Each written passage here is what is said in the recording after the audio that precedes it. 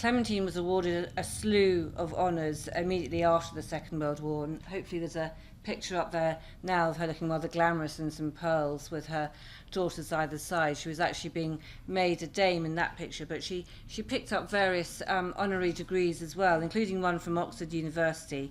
The citation went that the degree was being given to her for her power to achieve, her faith to persevere, and a full measure of courage.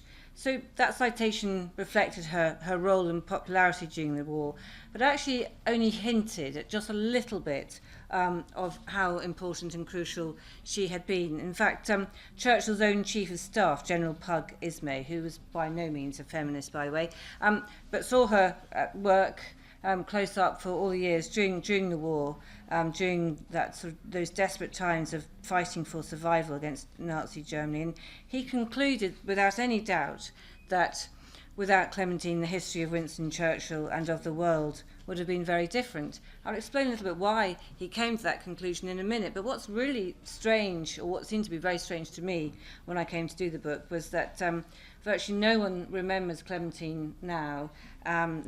She's really not known anymore. And in fact, when I didn't have anything better to do one day, I showed a picture of her without Winston to 21 Brits, friends of mine in London, all well-educated, knowledgeable women of the world. I said, who is this woman? This is before they knew I was writing this book. Only one got even close to knowing who she was. So she has retreated into a sort of extraordinary obscurity. Anyway, so who was she? Well, it is worth reflecting in this great town that she never had the chance to study for her degree herself. She was born into the Victorian age, and female undergraduates in Britain, probably more than America, were still a comparative rarity in the early years of the 20th century. Her mother, the wilful Lady Blanche, eldest daughter of a Scottish earl, had made very, very certain that she wouldn't go to university.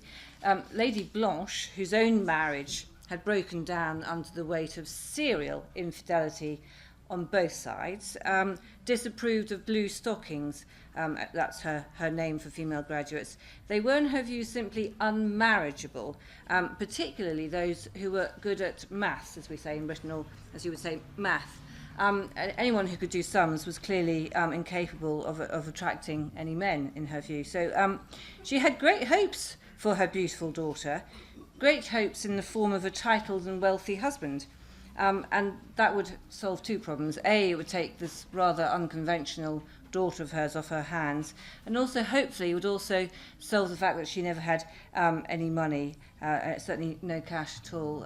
Although she was an aristocrat, she was very sort of hard up, and Clementine had grown up being used to, let me just show you a picture of her as a child. She does look rather sweet.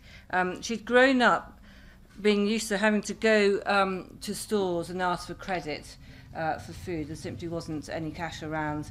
And sometimes when Lady Blanche, who, as I say, was very unfaithful herself and had many, many lovers throughout her lifetime, and sometimes as many as 10 at the same time. So anyway, she was rather busy, and sometimes not only was there no money for supper, she was too busy and forgot to put supper on the table. And these were all events that had an effect on Clementine. Obviously, Clementine's very young there. She was a very sort of tearful, fearful little girl who found it very difficult to make friends, I think partly because she grew up in a sort of rackety household.